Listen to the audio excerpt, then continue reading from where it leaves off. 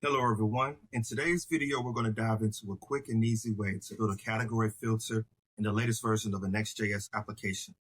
We'll just be using plain old JavaScript and some built-in methods to get this done.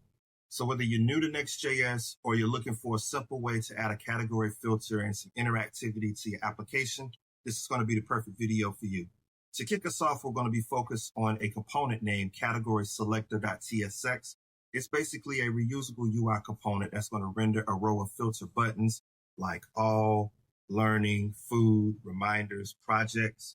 So let's walk through this component and talk through how it works.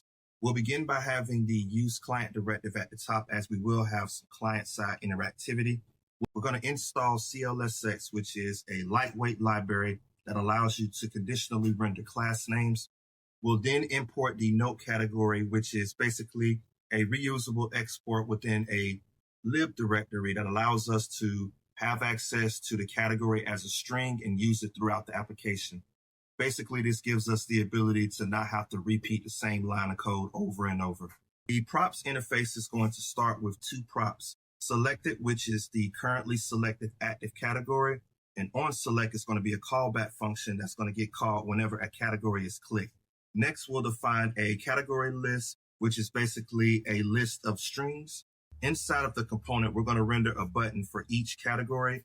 The CLSX function checks if it is the selected one and styles it differently if that is the selected active category. When a button is clicked, it's going to call the onSelect category, which updates the state in the parent component.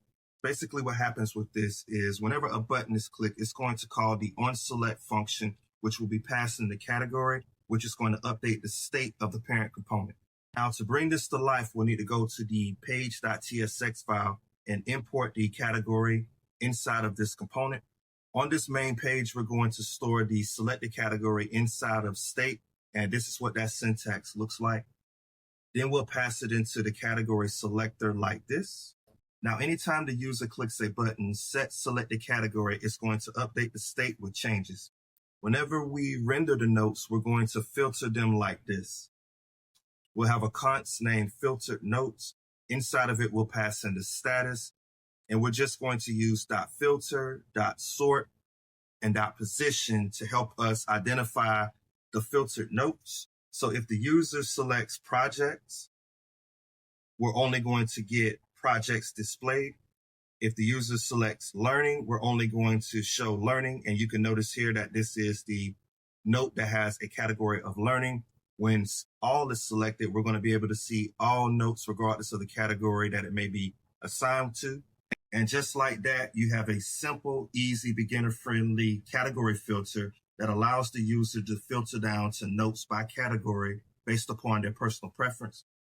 So if you found this helpful, please hit the like button and consider subscribing, and leave a comment of what you'd like to see next. I'll see you in the next video.